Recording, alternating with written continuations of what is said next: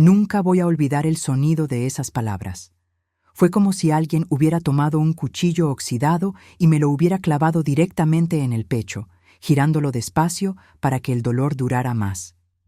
Yo estaba parada en el pasillo de la casa de mi hijo, con los pies descalzos sobre el piso frío de mármol que Valeria había elegido porque era elegante, y escuché su voz atravesar la puerta entreabierta de la cocina. «Ya estoy harta de esa vieja inútil, Rodrigo. No sirve para nada. Solo estorba, come y nos quita espacio. ¿Cuándo vas a entender que ya no la necesitamos?» Me quedé paralizada. Mis piernas dejaron de responderme y tuve que apoyarme contra la pared para no caer.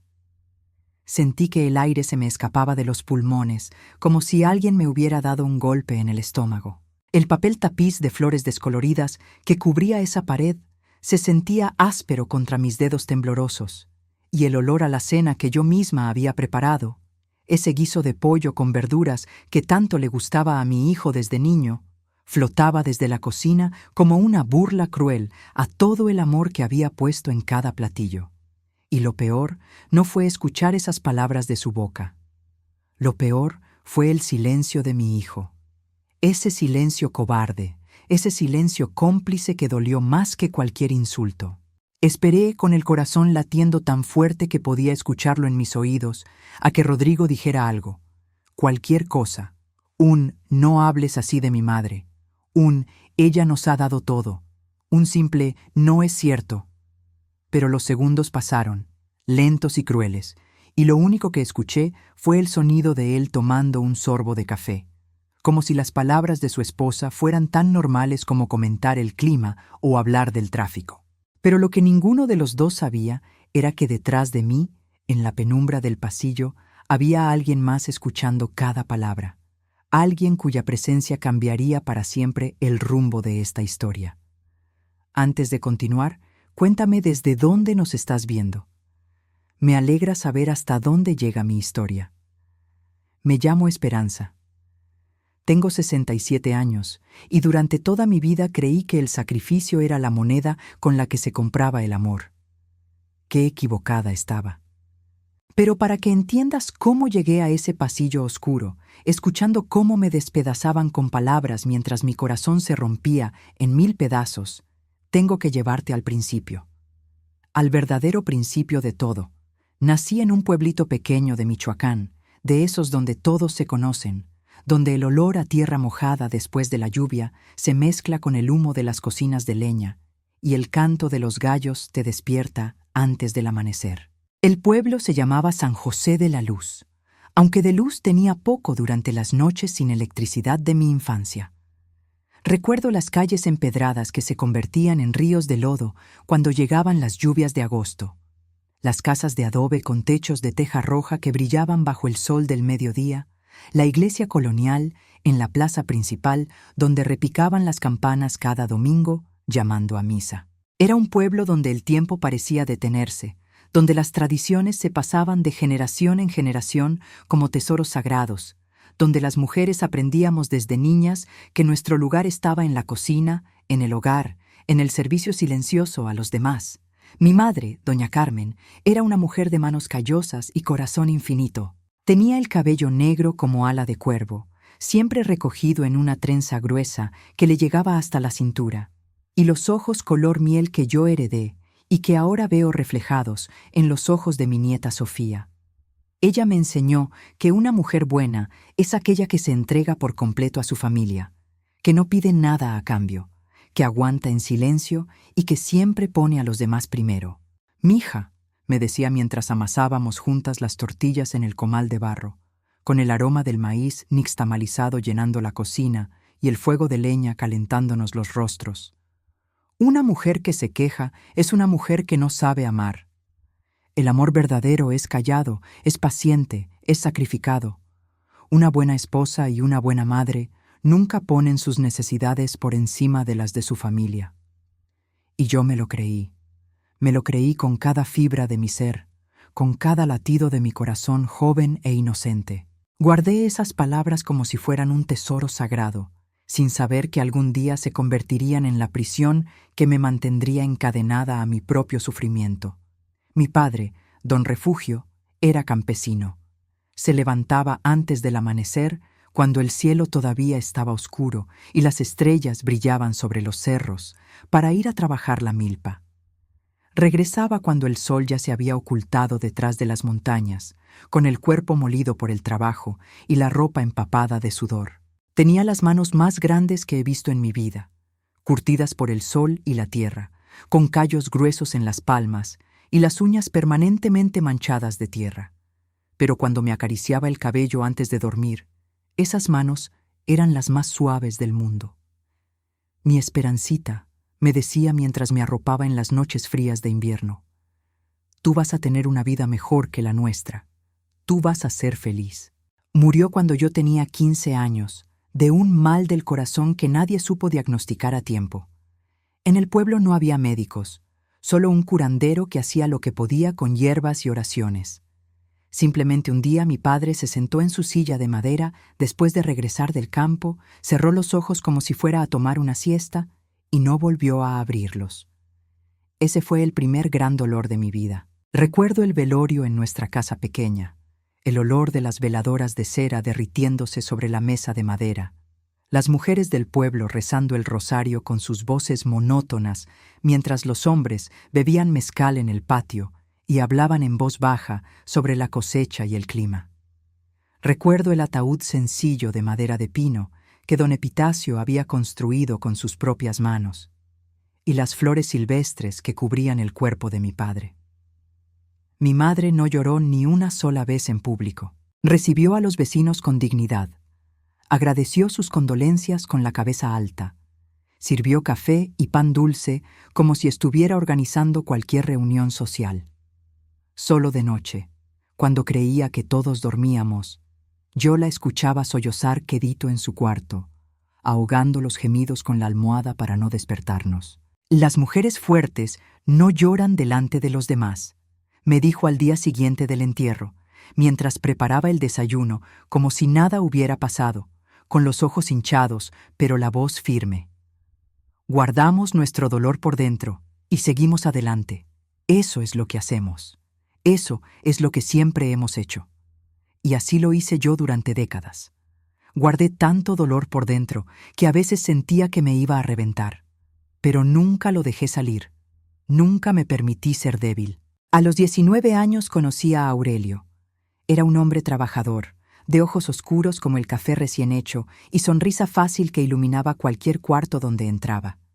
Llegó al pueblo buscando trabajo en la construcción de una carretera que conectaría San José de la Luz con la ciudad, un proyecto del gobierno que prometía traer progreso a nuestra región olvidada.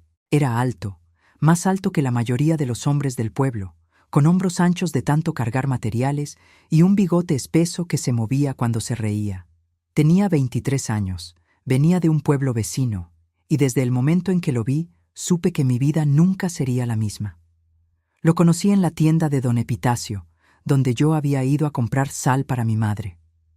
Era una tarde de junio, calurosa y húmeda, con el cielo amenazando lluvia. Aurelio estaba comprando cigarros, recargado en el mostrador con esa postura relajada que tienen los hombres que se sienten cómodos en su propia piel. Cuando nuestros ojos se encontraron, sentí que algo se encendía dentro de mi pecho, una chispa que nunca había sentido antes. Él me sonrió, mostrando unos dientes blancos y parejos, y me dijo con esa voz grave que después me arrullaría tantas noches: «Buenos días, señorita. ¿Es usted de por aquí?» «Toda la vida», respondí, sintiendo cómo me ardían las mejillas de vergüenza y mi corazón latía tan fuerte que estaba segura de que él podía escucharlo. Pues qué suerte la de este pueblo, tener flores tan bonitas creciendo en sus calles. Era un piropo sencillo, de esos que los hombres dicen sin pensar mucho, pero a mí me derritió el corazón. Nadie me había llamado bonita antes. En mi casa, los cumplidos no existían. Solo había trabajo y obligaciones, tareas que completar y bocas que alimentar. Que un forastero de ojos oscuros me mirara como si yo fuera algo especial fue suficiente para que empezara a soñar con él todas las noches. Nos volvimos a encontrar en el mercado del domingo, y luego en la plaza después de misa, y después en la orilla del río donde las muchachas íbamos a lavar ropa. Cada encuentro parecía casual, pero yo sabía que no lo era. Él me buscaba, y yo me dejaba encontrar. Las conversaciones fueron volviéndose más largas, más profundas. Me contó de sus sueños de construir una casa propia, de tener una familia, de darles a sus hijos la educación que él nunca tuvo. Yo le conté de mi padre, de mi madre, de las noches que pasaba despierta, preguntándome si algún día mi vida sería más que tortillas y fogones. «Contigo», me dijo una noche de luna llena, mientras caminábamos por las afueras del pueblo, «quiero construir esa vida. Contigo quiero todo». Nos casamos 6 meses después, en una ceremonia pequeña en la iglesia del pueblo, con mi vestido blanco que mi madre había cosido con sus propias manos, usando tela que compró con el dinero de vender 3 de sus gallinas. Era un vestido sencillo, sin encajes ni bordados elaborados, pero para mí era el vestido más hermoso del mundo porque estaba hecho con amor. Llevaba un ramo de flores silvestres que corté yo misma esa mañana, caminando entre los campos húmedos de rocío antes de que saliera el sol. Margaritas blancas, alcatraces que crecían cerca del río, bugambilias rosadas del jardín de Doña Refugio. El padre Benjamín nos dio la bendición. Las campanas repicaron llenando el valle con su sonido metálico, y cuando Aurelio me besó frente al altar, juré que ese hombre sería mi todo por el resto de mi vida. Y lo cumplí. Vaya que lo cumplí. Aurelio y yo nos mudamos a la ciudad poco después de la boda. Él había conseguido trabajo en una fábrica de muebles, y aunque el sueldo era modesto, era más de lo que podríamos ganar en el pueblo. Empezamos en un cuartito rentado en la colonia Guerrero, un espacio tan pequeño que apenas cabía la cama matrimonial que compramos usada, una estufa de 2 quemadores con el esmalte descarapelado, y un ropero desvencijado que encontramos en un tianguis por unos cuantos pesos. El techo tenía goteras que tapábamos con cubetas cuando llovía, y el sonido del agua cayendo en los recipientes de metal se convirtió en la música de nuestras primeras noches de casados. En invierno el frío se colaba por las rendijas de las ventanas mal ajustadas, y nos abrazábamos bajo las cobijas para darnos calor el uno al otro. Pero yo lo llenaba de amor, ese cuartito que otros habrían visto como miserable. Bordé cortinas con retazos de tela que conseguía en el mercado de La Lagunilla, creando patrones de flores que alegraban las ventanas grises. Puse flores de plástico en un jarrón despostillado que encontré en la basura y lavé con cuidado. Cocinaba frijoles con epazote que perfumaban todo el cuarto, haciendo que nuestro pequeño espacio oliera a hogar, a familia, a futuro. Cada peso que ahorrábamos lo guardábamos en una lata de galletas Marías debajo del colchón, soñando con el día en que tendríamos nuestra propia casa. A veces, en las noches, sacábamos la lata y contábamos las monedas juntos, imaginando en voz alta lo que haríamos cuando tuviéramos suficiente. Un día, mi esperanza, me decía Aurelio, abrazándome mientras la luz de la única bombilla del cuarto proyectaba sombras en las paredes. Vamos a tener una casa con jardín. Y vas a tener tu propia cocina grande, con una estufa de 4 quemadores y un refrigerador que haga hielo. Ya no vas a tener que ir al mercado cada día a comprar lo que vamos a comer. Yo me reía, porque esos sueños parecían tan lejanos como la luna. Pero soñar juntos era parte de lo que nos mantenía unidos, lo que nos daba fuerzas para aguantar las jornadas largas, los sacrificios constantes, las incomodidades de la pobreza. Esos primeros años fueron los más difíciles, pero también los más felices. Aurelio y yo éramos un equipo, 2 mitades de un mismo corazón latiendo al mismo ritmo. Él trabajaba 12 horas diarias en la fábrica, lijando y barnizando muebles hasta que las manos se le ampollaban.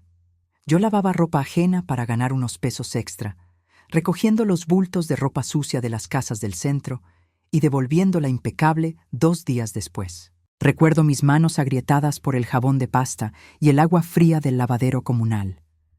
Recuerdo los nudillos sangrando en invierno, cuando el agua estaba tan fría que quemaba. Recuerdo la espalda adolorida de tanto inclinarme sobre la piedra de lavar, tallando manchas que no querían salir. Pero también recuerdo la alegría de contar juntos las monedas cada domingo por la noche, viendo cómo nuestra lata de galletas se iba llenando poco a poco, moneda por moneda, peso por peso, sueño por sueño. Cuando llegó Rodrigo, nuestro primer hijo, la felicidad fue tan grande que no cabía en ese cuartito pequeño. Fue como si alguien hubiera abierto una ventana y dejado entrar el sol en un lugar que solo conocía sombras. Recuerdo el día que nació como si fuera ayer, aunque han pasado más de 40 años. Fue en una clínica del Seguro Social, un edificio gris y descuidado, donde las enfermeras gritaban órdenes y las paredes estaban pintadas de un verde descolorido que se suponía era tranquilizador, pero solo provocaba náuseas.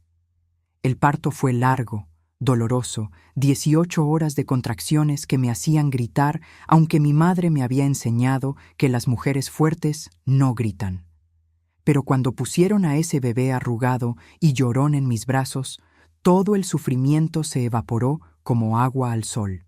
Era pequeñito, con la piel rojiza y los puños apretados, y cuando abrió los ojos por primera vez y me miró, supe que daría mi vida por él sin pensarlo 2 veces. Aurelio lloró cuando lo vio. Mi esposo, ese hombre fuerte que cargaba muebles pesados todo el día, que nunca se quejaba del cansancio ni del dolor, lloró como un niño mientras sostenía a su hijo por primera vez. Las lágrimas le corrían por las mejillas sin que hiciera ningún esfuerzo por detenerlas. «Míralo, Esperanza», susurró con la voz quebrada, con una reverencia en el tono que nunca le había escuchado. «Es perfecto. Lo hicimos nosotros. Este niño es nuestro». Rodrigo fue un bebé difícil. Lloraba mucho, como si el mundo le pareciera un lugar demasiado ruidoso, demasiado brillante, demasiado abrumador. Dormía poco, despertándose cada 2 horas reclamando atención, y se enfermaba con frecuencia porque el cuartito donde vivíamos era húmedo y frío. Yo pasaba noches enteras meciéndolo en mis brazos, cantándole las mismas canciones de cuna que mi madre me había cantado a mí en las noches de Michoacán. «Duérmete, mi niño, duérmete, mi amor, duérmete, pedazo de mi corazón». Caminaba de un lado a otro del cuartito, de la cama a la estufa y de regreso, mientras Aurelio intentaba dormir unas pocas horas antes de ir a trabajar. No me quejaba, nunca me quejaba. Las mujeres fuertes no se quejan, me repetía mientras las ojeras se hacían más profundas bajo mis ojos y los huesos me dolían de cansancio. Las buenas madres no se quejan, las buenas esposas no se quejan. 2 años después llegó Patricia, mi niña de ojos grandes como lunas llenas y risa fácil que contagiaba a todos a su alrededor. Era todo lo opuesto a su hermano. Dormía bien, comía bien, casi nunca lloraba. Era como si supiera que su madre ya estaba cansada y quisiera facilitarle las cosas. Y 5 años más tarde, cuando yo ya tenía 34 años y los doctores decían que era riesgoso, nació Andrés, mi pequeño terremoto. Llegó al mundo pateando y gritando, anunciando su presencia con la misma intensidad con la que viviría toda su vida. Era inquieto desde el vientre, moviéndose constantemente, y cuando nació siguió siendo el mismo torbellino de energía que no podía quedarse quieto ni un momento. 3 hijos. 3 razones para seguir adelante. 3 motivos para no rendirme nunca, sin importar lo difícil que se pusieran las cosas. Crié a esos 3 niños con todo lo que tenía, con todo lo que era. Me convertí en sus manos cuando las suyas eran demasiado pequeñas, en sus pies cuando todavía no sabían caminar, en su escudo contra un mundo que a veces era cruel con los pobres. Cuando había poco para comer, yo decía que no tenía hambre para que sus platos estuvieran llenos. Ya comí antes, les mentía, mientras mi estómago gruñía en silencio. «Ustedes coman, que están creciendo». Me acostaba con el estómago vacío tantas veces que mi cuerpo aprendió a funcionar con casi nada, con las sobras que quedaban después de que todos los demás estuvieran satisfechos. Cosía uniformes escolares de noche, cuando los niños ya dormían y la casa quedaba en silencio. Con los ojos cansados y la espalda adolorida por el trabajo del día, me sentaba junto a la única lámpara buena que teníamos y cosía a mano porque no podíamos pagar una máquina de coser. Remendaba pantalones hasta que ya no quedaba tela original, solo parches sobre parches, formando un mosaico de colores diferentes. Les cortaba el cabello yo misma para ahorrar el dinero del peluquero, aunque mis cortes quedaban desparejos, y Patricia lloraba porque sus amigas se burlaban de su fleco chueco. Les hacía juguetes con cajas de cartón y botellas vacías, porque no podíamos comprar los que salían en los comerciales de televisión. Carritos de cajas de zapatos con ruedas de taparroscas, muñecas de trapo rellenas de algodón viejo, pelotas de calcetines enrollados. Cuando Aurelio perdió el trabajo en la fábrica porque la cerraron, yo empecé a vender tamales en la esquina de nuestra calle. Me levantaba a las 3 de la mañana, cuando el cielo todavía estaba negro y las calles vacías, para preparar la masa. Molía el maíz, cocía la carne con chiles y especias, preparaba las salsas, envolvía cada tamal en su hoja de maíz con el cuidado de quien hace una ofrenda sagrada. Salía a la calle cuando todavía estaba oscuro, cargando mi bote de tamales humeantes envuelto en cobijas para mantener el calor, y me quedaba en la esquina hasta que se vendían todos. Sin importar si llovía y el agua me calaba hasta los huesos. Sin importar si hacía frío y los dedos se me entumían tanto que no podía contar las monedas. Sin importar si el sol me quemaba la piel y el sudor me escurría por la espalda. «Tamales, lleve sus tamales», gritaba con voz ronca mientras los camiones pasaban y los trabajadores se detenían a comprar su desayuno. Tamales de verde, de rojo, de rajas con queso. Los niños nunca supieron cuánto sufrí. Les ocultaba las preocupaciones, las noches de insomnio contando centavos para ver si alcanzaba para la leche del día siguiente. Las veces que empeñé mis aretes de quinceañera, los únicos que tenía para poder comprar sus libros de la escuela. Las lágrimas que derramaba en silencio cuando creía que nadie me veía. Les daba una infancia protegida, una ilusión de normalidad sostenida con alfileres y oraciones. Ellos pensaban que éramos una familia normal, con problemas normales. No sabían que a veces no teníamos ni para el gas de la estufa, ni para pagar la luz, ni para comprar jabón. Rodrigo siempre fue mi orgullo especial. El mayor, el primero, el que había convertido a Aurelio y a mí en padres. Era un niño serio, con una madurez que no correspondía a su edad, como si cargara sobre sus hombros pequeños la responsabilidad de ser el hermano mayor. Se sentaba horas en la mesa del comedor haciendo la tarea, con el ceño fruncido en concentración, mientras sus hermanos jugaban en la calle con los vecinos. Sacaba las mejores calificaciones de su clase, siempre el primero en los exámenes, siempre el que levantaba la mano para responder las preguntas del maestro. Ganaba los concursos de ortografía, de matemáticas, de conocimientos generales. Los maestros siempre me decían que era el más inteligente de la escuela.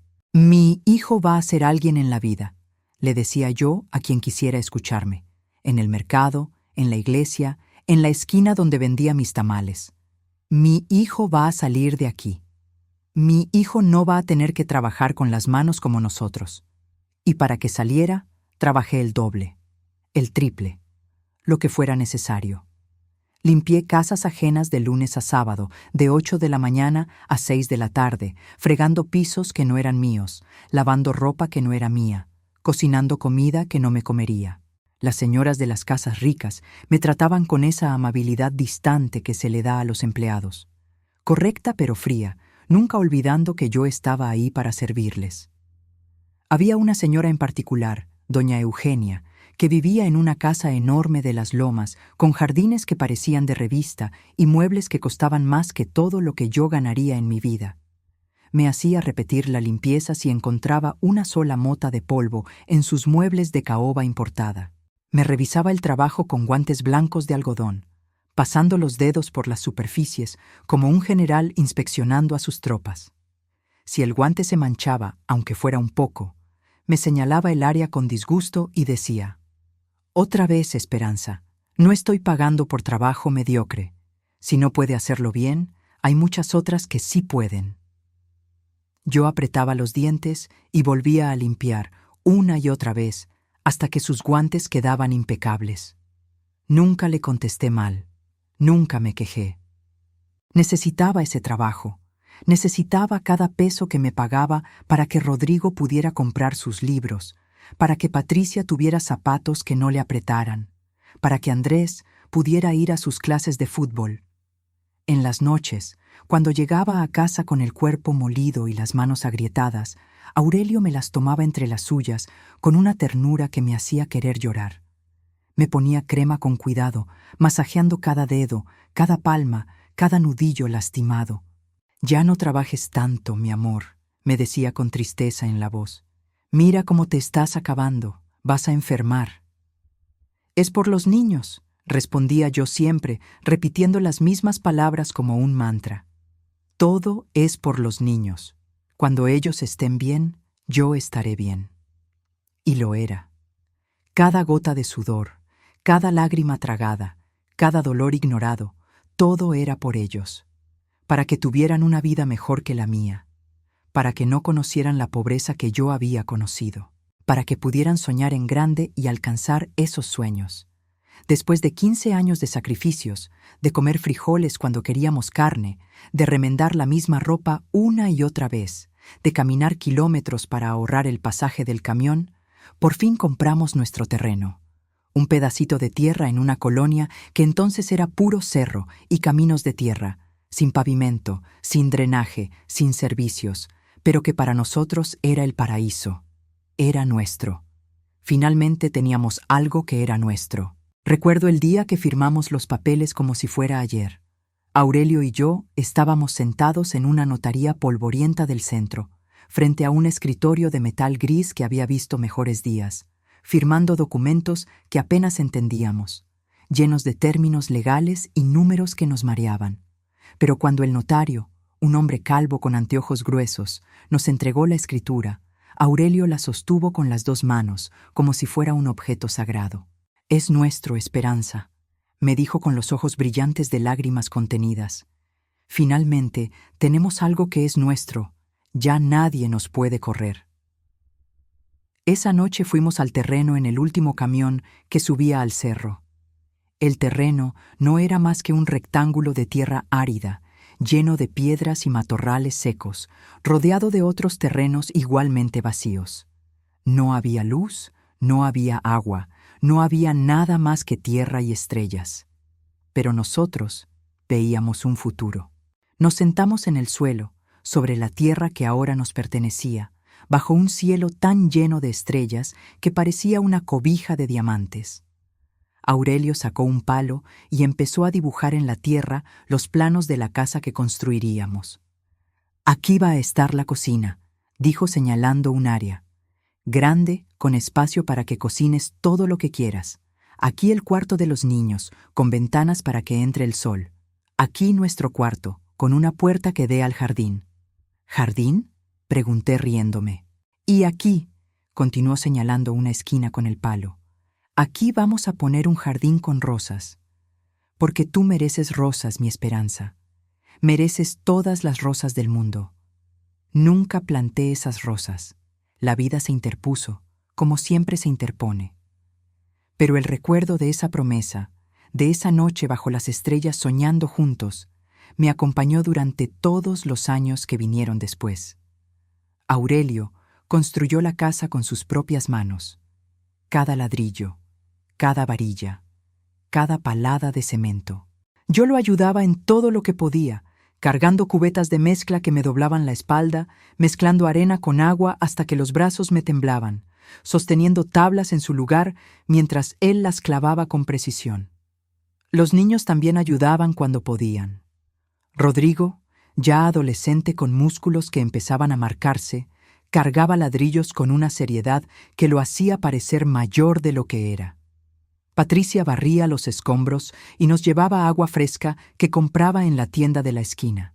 Andrés, todavía pequeño y lleno de energía, jugaba entre los montones de arena, construyendo sus propios castillos imaginarios mientras nosotros construíamos el real. Recuerdo el olor del cemento fresco, esa mezcla de cal y agua que me picaba en la nariz y me dejaba un sabor extraño en la boca. Recuerdo la sensación de la arena raspándome las manos, el sol castigando nuestras espaldas durante las horas más calientes del día, el sudor corriendo por nuestras frentes y empapando nuestras ropas. Trabajábamos los fines de semana, porque entre semana Aurelio tenía su empleo en la fábrica y yo mis casas que limpiar. Nos levantábamos antes del amanecer los sábados y domingos, y trabajábamos hasta que oscurecía y ya no podíamos ver lo que hacíamos.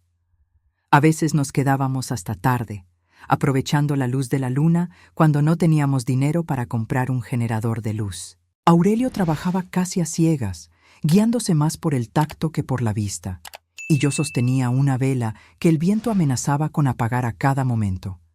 Cada ladrillo de esa casa tiene grabado nuestro esfuerzo. Cada pared conoce nuestro sudor. Cada rincón fue testigo de nuestros sueños, de nuestras esperanzas, de las promesas que nos hacíamos en voz baja mientras el cansancio nos vencía. Tardamos 3 años en terminar la construcción. 3 años de fines de semana sin descanso, de vacaciones sacrificadas, de cada peso extra destinado a comprar materiales en lugar de cosas que otros consideraban necesarias.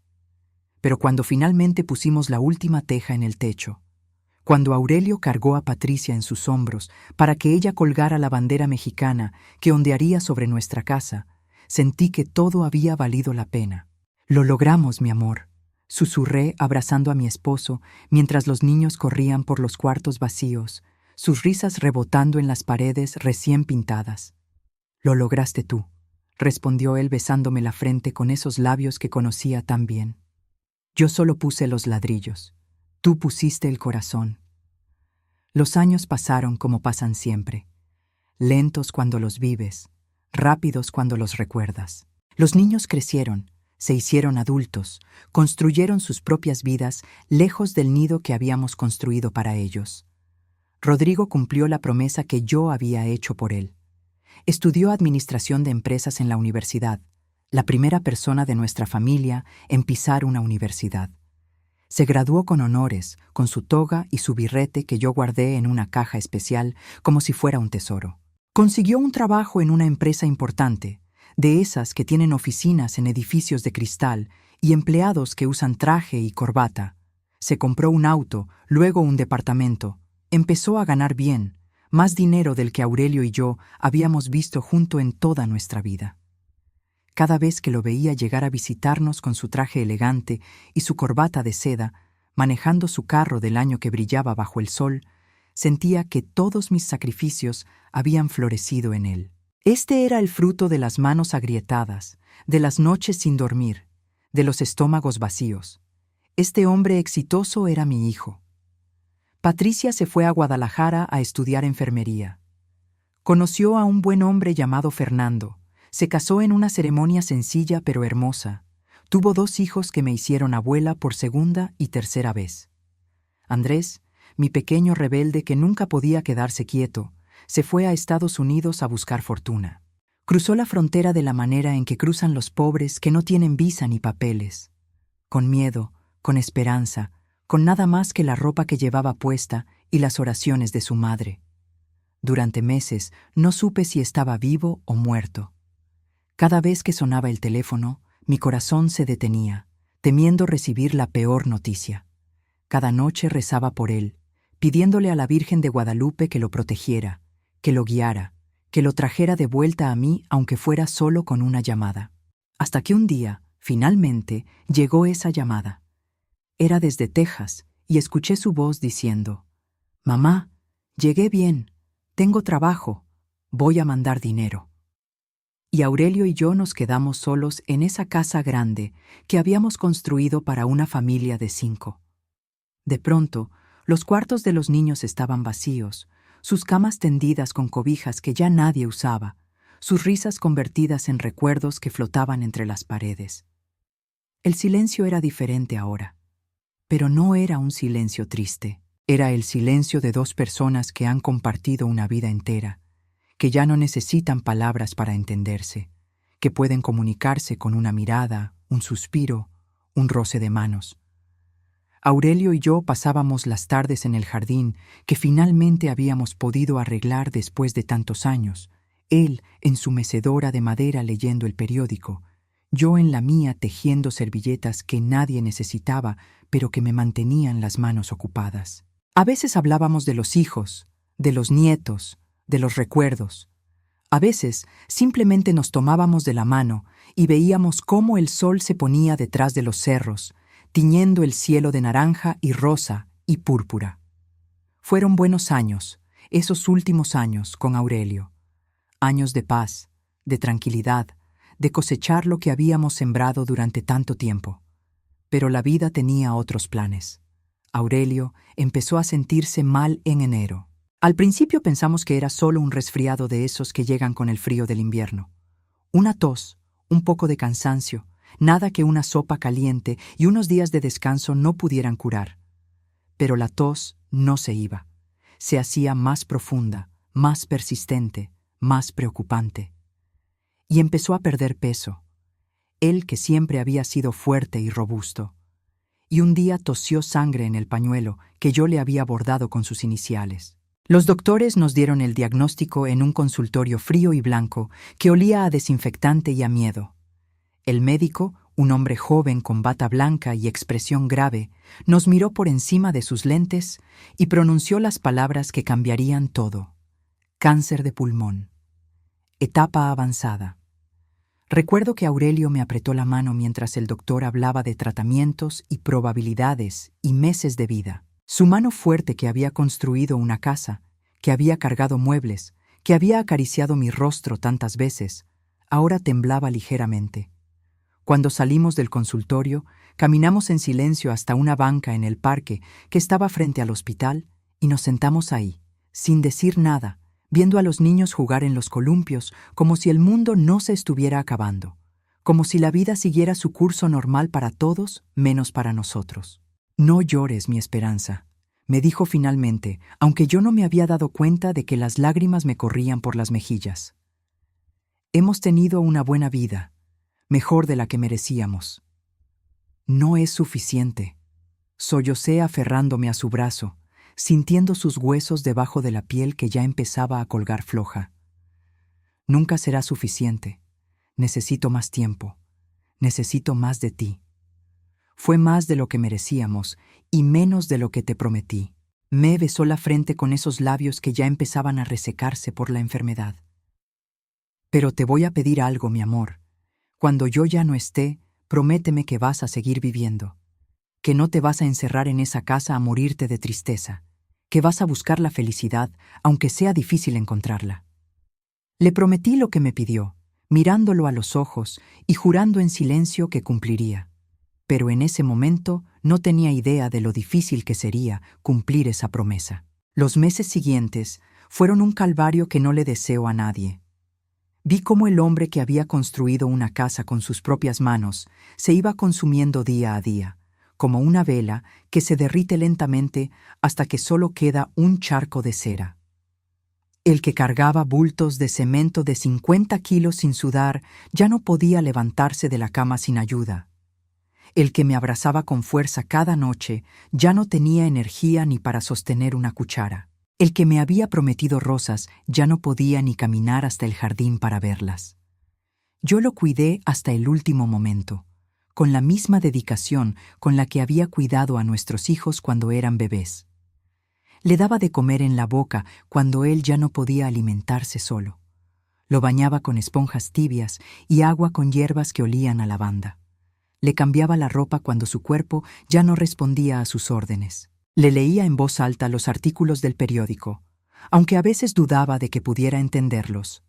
Le contaba historias de nuestros años juntos, de cuando éramos jóvenes y el mundo estaba lleno de posibilidades. Le cantaba las mismas canciones de cuna que les había cantado a nuestros hijos, porque parecían tranquilizarlo cuando el dolor era demasiado. Aurelio murió una madrugada de abril, cuando los árboles estaban floreciendo afuera de nuestra ventana. Yo estaba acostada junto a él, como había dormido cada noche de nuestros 43 años de matrimonio. Sentí cómo su respiración se hacía más lenta, más espaciada, como un reloj que se va quedando sin cuerda. Y entonces simplemente se detuvo. No grité, no llamé a nadie.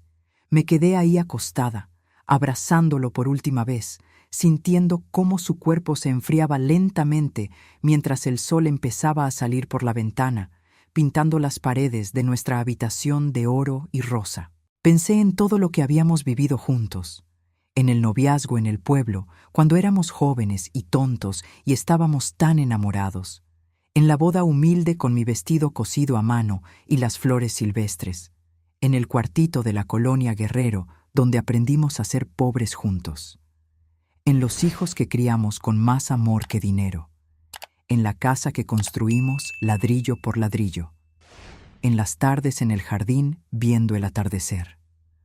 Toda una vida cabe en un abrazo final. Después del funeral, cuando todos regresaron a sus vidas, me quedé sola. Completamente sola por primera vez en mi existencia. La casa que había sido tan llena de risas y voces y vida, ahora estaba sumida en un silencio que me aplastaba como una piedra enorme sobre el pecho. Hablaba sola para no volverme loca. Le hablaba a Aurelio, aunque sabía que no me escuchaba. Le contaba cómo había pasado el día, qué había cocinado, qué había visto en las noticias. A veces hasta le preguntaba su opinión sobre cosas, y luego me quedaba esperando una respuesta que nunca llegaba. Bajé 10 kilos en 2 meses porque no podía comer. La comida me sabía a cartón, y cada vez que me sentaba a la mesa veía la silla vacía de Aurelio y se me cerraba la garganta. Me pasaba las noches llorando, abrazada a su almohada que todavía olía a él, a su jabón, a su colonia barata que había usado durante años. La casa se me hacía enorme. Cada cuarto era un recordatorio de lo que había perdido. El taller donde Aurelio arreglaba muebles viejos, con sus herramientas todavía colgadas en la pared, esperando unas manos que nunca volverían. La mecedora del jardín donde nos sentábamos juntos, ahora vacía y meciéndose sola con el viento. La cocina donde habíamos compartido miles de comidas. Patricia me llamaba desde Guadalajara, preocupada por mi voz que sonaba cada vez más apagada. Andrés mandaba dinero desde Texas, sintiéndose culpable por no poder estar conmigo. Y Rodrigo venía de vez en cuando, pero sus visitas eran cortas y sus conversaciones superficiales. 3 meses después del funeral, Rodrigo vino a visitarme. Se sentó frente a mí en la sala.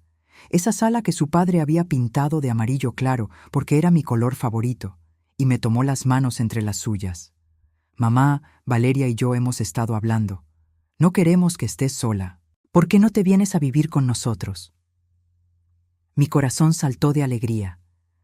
Después de meses de soledad, de silencio aplastante, de noches interminables llorando en la oscuridad, mi hijo me estaba ofreciendo un hogar. Sentí que era una señal de mi Aurelio desde el cielo, cuidándome, asegurándose de que no me quedara sola. ¿De verdad, mijo? ¿Valeria está de acuerdo? Claro que sí, mamá. Eres mi madre, ella lo entiende. Qué ingenua fui. Qué ciega estaba, desesperada por encontrar algo de calor humano en medio de mi duelo. No vi las señales que estaban frente a mis ojos. No vi la forma en que Rodrigo evitaba mi mirada cuando hablaba de Valeria. No vi cómo sus manos temblaban ligeramente. Acepté sin pensarlo 2 veces. Vendí algunos muebles que no cabían en ningún otro lugar. Empaqué mis pertenencias más queridas en 2 maletas. Dejé la casa al cuidado de un sobrino que prometió mantenerla limpia. Y me mudé a la casa de mi hijo. Ese fue el día en que comenzó mi verdadero calvario. Desde el primer momento, Valeria dejó claro que yo no era bienvenida. La vi cuando llegué con mis maletas, parada en la puerta de la casa con los brazos cruzados y una sonrisa tan falsa que casi podía ver las costuras. Detrás de ella, la casa era hermosa, moderna, espaciosa, con muebles de diseño y decoración de revista. Todo era blanco y gris, frío como el corazón de su dueña. «Bienvenida, Esperanza», me dijo sin moverse para ayudarme con el equipaje. «Tu cuarto está al fondo del pasillo, junto al cuarto de lavado. El cuarto que me asignaron era el más pequeño de la casa. Apenas cabía una cama individual, un buró diminuto y un ropero angosto donde mis pertenencias no entraban todas. La ventana daba a un muro de concreto y el olor a humedad impregnaba las paredes. Las instrucciones llegaron desde el primer día. «El baño de abajo es para usted, no use el de arriba. La cocina es mi territorio. Si quiere algo de comer, avíseme. Y cuando tengamos visitas, le agradecería que se quedara en su cuarto». Cada palabra era una aguja clavándose en mi dignidad. Pero yo volteé a ver a Rodrigo, esperando que dijera algo. Rodrigo no dijo nada. Simplemente se dio la vuelta y subió las escaleras. Esa noche lloré en silencio en ese cuartito húmedo, abrazando la foto de mi esposo. «Aurelio», susurré en la oscuridad, «¿qué me está pasando?» Los primeros meses intenté adaptarme. Me convertí en invisible, en un fantasma que recorría los pasillos tratando de no molestar. Me levantaba antes que nadie para preparar el desayuno. Hacía huevos revueltos como le gustaban a Rodrigo desde niño. Exprimía naranjas frescas. Preparaba café de olla con canela. Valeria bajaba con desprecio apenas disimulado. «El desayuno está frío. Los huevos están demasiado cocidos. El café está muy cargado. Nunca un gracias, nunca un reconocimiento, solo críticas. Limpiaba la casa de arriba abajo, dejaba todo impecable. La casa todavía huele a ese cloro que usted usa. Me da migraña». Dejó pelusa en el tapete de la entrada. «Los cojines están desacomodados». Planchaba la ropa de Rodrigo con el mismo cuidado de siempre. «La ropa de Rodrigo tiene arrugas. ¿No sabe planchar?» Y Rodrigo simplemente se quedaba callado. Un día, Valeria reorganizó toda la cocina. Puso las ollas en los estantes más altos, esos a los que yo no podía llegar. «Es por seguridad», me explicó. «A su edad es peligroso que cocine». Así que ya ni siquiera podía cocinar. Yo, que había alimentado a una familia durante décadas. Mis nietos, Sofía y Emiliano, eran mi única alegría. Sofía, con sus 6 años, venía a mi cuarto a escondidas para pedirme cuentos. Emiliano, de 4 años, se sentaba en mis piernas para que le cantara canciones de cuna. Pero incluso eso me fue quitado. Una tarde, estaba en el jardín contándoles la historia de las ánimas del purgatorio que mi madre me contaba. Valeria apareció furiosa. «¿Qué le está diciendo a mi hija? ¿Está llenando su cabeza con supersticiones de pueblo?» Solo era una historia. Estamos en el siglo XXI. Sofía va a una escuela bilingüe, está aprendiendo francés. No necesita sandeces de pueblo. Rodrigo en la sala ni siquiera se levantó. A partir de ese día, los niños solo podían estar conmigo bajo supervisión. El peor día llegó en septiembre, cuando Sofía cumplió 7 años. Valeria había organizado una fiesta grande. Payasos, juegos inflables, mesa de postres de película. Yo había pasado 2 días preparando un pastel de 3 leches, el mismo que le hacía a Rodrigo en cada cumpleaños. Lo decoré con fresas y crema batida. Esa mañana bajé las escaleras sosteniendo el pastel como un tesoro. Valeria me vio y su rostro se transformó. «¿Qué es eso?» «El pastel para Sofía, el de 3 leches que tanto le gustaba a Rodrigo». Me arrebató el pastel de las manos. «Yo ya encargué un pastel profesional de una repostería de la Condesa. ¿Cree que voy a servir esto delante de los hijos de mis amigas?» Dejó mi pastel sobre la barra con desdén. «Valeria, solo quería... Lo que usted quiera no importa. Hoy vas a ver mucha gente importante. Quédese en su cuarto. No quiero que los invitados...» «¿No quieres que los invitados qué, Valeria?» La voz que interrumpió no era la mía. Nos volteamos hacia la puerta. Ahí, con una maleta y los ojos encendidos de furia, estaba mi hermana menor, Dolores, la que tenía restaurantes en Texas, la que me llamaba cada domingo, la que no me había avisado que venía. «¿Dolores?» Mi hermana dejó caer la maleta y me abrazó con fuerza. «Vine a sorprenderte para el cumpleaños de la niña, pero parece que la sorprendida soy yo». Se volteó hacia Valeria con una mirada que podía congelar el infierno. «Entonces, ¿puedes repetirme eso? Algo sobre que mi hermana se escondiera porque te avergüenza. Dímelo en mi cara». Valeria palideció. «No, fue un malentendido». «¿Malentendido? He escuchado suficiente. Vieja inútil, dijiste ayer por teléfono cuando hablaste con tu madre. Sí, yo estaba aquí desde ayer. Entré con la llave de Esperanza». Rodrigo entró a la cocina. Cuando vio a su tía, su rostro mostró terror. «Tía Dolores». «Rodrigo, mírame. ¿Es verdad lo que escuché? ¿Dejaste que tu esposa llamara a tu madre vieja inútil? ¿Que la tienen escondida como si fuera vergonzosa? Rodrigo no pudo responder. Dolores, susurré, vámonos de aquí. Eso vamos a hacer. Pero primero, hay cosas que tienen que quedar claras. Esa noche, Dolores bajó a la sala donde Rodrigo y Valeria estaban sentados.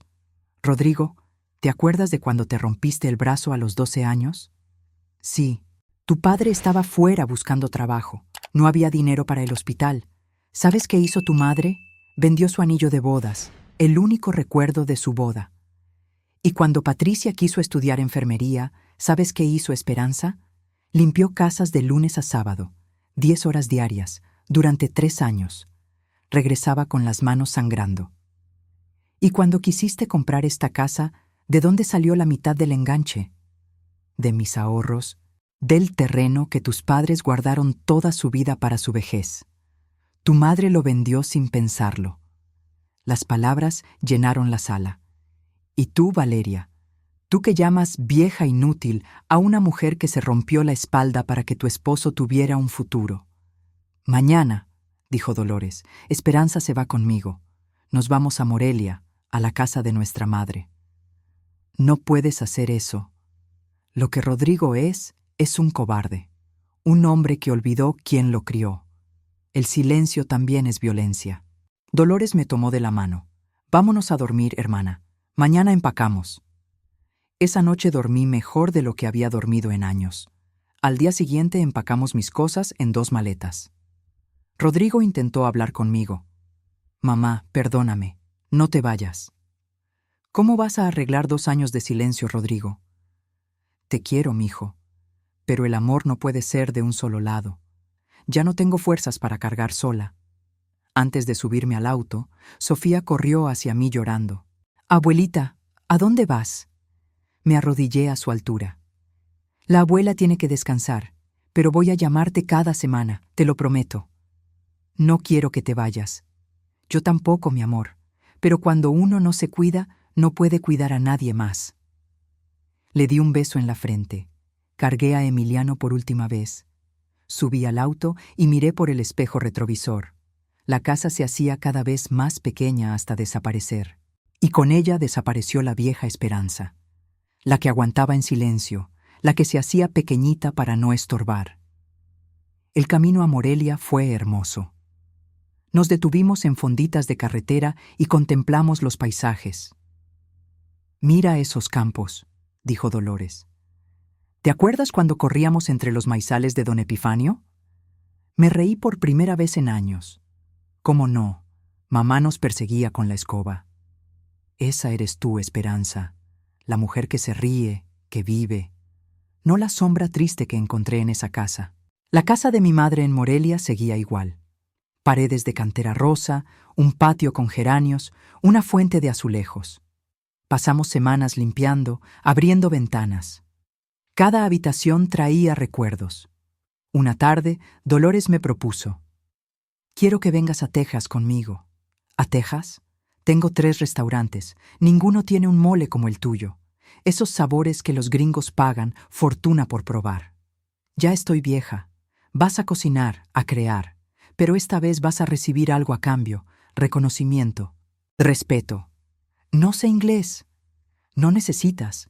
Mis restaurantes están llenos de mexicanos que extrañan el sabor de casa. Lo pensé durante semanas. Pero antes de irme, tenía algo que hacer. 3 días después, estaba frente a la casa de Rodrigo. Pero esta vez no llegué sola. Dolores me acompañaba. Patricia había volado desde Guadalajara. Andrés estaba conectado por videollamada. Rodrigo abrió la puerta sorprendido. «Mamá, vengo a hablar. Ahora». La conversación duró 2 horas. Expuse todo. Dolores presentó documentos legales sobre mi derecho a parte de la casa. «No voy a demandarlos», dije finalmente, «pero hay condiciones. Primero, mis nietos me visitarán, 1 semana en Navidad, 2 en verano, videollamadas cada domingo. Segundo, el dinero que invertí en esta casa no lo quiero, pero abrirán cuentas de ahorro para la educación universitaria de mis nietos. Tercero, Valeria, nunca más hablarás mal de mí delante de mis nietos. Y cuarto, Rodrigo, irás a terapia. Vas a aprender por qué permitiste esto». Me levanté y caminé hacia la puerta. Antes de salir, miré a Valeria. Aprendí que hay personas que simplemente no van a quererte, sin importar lo que hagas. Y eso no es tu problema, es el de ellos. Salí con la cabeza en alto. «Hermana», rió Dolores, «no sabía que fueras tan fiera». Yo tampoco, solo necesitaba una razón para hacerlo. 6 meses después, estaba frente al restaurante en San Antonio. El letrero brillaba. Casa Esperanza, auténtica cocina mexicana. Le habían puesto mi nombre. «Tu mole es la estrella del menú», dijo Dolores. «Es justo que lleves el crédito». El restaurante estaba lleno cada noche. Familias mexicanas buscando el sabor de casa. Estadounidenses curiosos. Yo pasaba las tardes en la cocina, supervisando, perfeccionando recetas. A mis 67 años había encontrado una vocación. Empresaria gastronómica. Los domingos hablaba con mis nietos por videollamada. Sofía, ya de casi 9 años, aprendía a cocinar conmigo. «Abuela, ¿por qué mis tortillas no quedan redondas?» «Porque mis manos llevan 60 años haciéndolas. Dale tiempo». Rodrigo había cumplido su palabra. Iba a terapia. Me llamaba cada semana solo para platicar. Una tarde de primavera, una mesera me avisó. «Doña Esperanza, alguien la busca. Dice que es su hijo». En el comedor estaba Rodrigo con una maleta y ojos enrojecidos. «Mamá, ¿podemos hablar?» «Ven, hay una mesa libre, pero primero déjame traerte birria». Mientras caminábamos, él miró alrededor. «Este lugar es increíble. Tú lo construiste». A los 67 años empecé de nuevo. Nos sentamos. «Valeria y yo nos separamos», dijo. No mostré sorpresa. «¿Qué pasó?» Me di cuenta de quién era ella. La terapia me abrió los ojos. Empecé a notar cómo trataba a los niños. Un día Sofía me dijo: «Papi, ¿por qué dejaste que mamá hiciera llorar a la abuela? ¿También me vas a dejar hacer llorar a mí?» Las lágrimas corrían por sus mejillas. «Tenías razón, mamá. Fui un cobarde». El perdón es un proceso, no un evento. No te voy a decir que todo está olvidado, pero tampoco voy a cerrarte la puerta. Eres mi hijo. Ese vínculo no se rompe. Solo toma tiempo repararlo. Estoy dispuesto a esperar lo que sea necesario. Bien, ahora prueba la birria y dime honestamente si está buena». Se rió entre lágrimas. «Está bien, mamá». Hoy, casi 3 años después de aquella tarde en que escuché las palabras más crueles de mi vida, les cuento esta historia. Tengo un restaurante que lleva mi nombre. Clientes que vienen de toda la ciudad por mi mole. Una casa propia llena de luz y fotos de mis nietos. Sofía y Emiliano me visitan cada verano y Navidades. Aprenden recetas de su bisabuela en mi cocina. Valeria perdió la custodia compartida después del divorcio. Mis nietos están bien, criados por un padre que finalmente aprendió a estar presente. Rodrigo viene cada 2 meses. Nuestra relación sigue sanando. A los 70 años, descubrí que nunca es demasiado tarde para renacer. Que el amor propio no es egoísmo. Que poner límites no te hace mala persona. Y descubrí que las mujeres de nuestra generación, las que crecimos creyendo que teníamos que aguantar en silencio, también tenemos derecho a alzar la voz, a exigir respeto, a ocupar espacio. Si estás pasando por algo parecido, si alguien te trata como si no valieras nada, quiero que sepas que no tienes que seguir aguantando, que mereces respeto, que siempre hay una salida. Aunque el miedo sea grande, la salida existe. Solo hay que tener el valor de buscarla. Mi nombre es Esperanza, y si algo aprendí en 70 años, es que ese nombre no fue casualidad. La esperanza es lo que nos mantiene vivas cuando todo parece oscuro. Es lo que nos empuja a levantarnos cuando creemos que ya no podemos. Es lo que nos recuerda que después de la noche más negra siempre sale el sol. Gracias por acompañarme. Nos vemos pronto. Y recuerda, nunca es demasiado tarde para empezar de nuevo. Nunca es demasiado tarde para ser quien siempre debiste ser.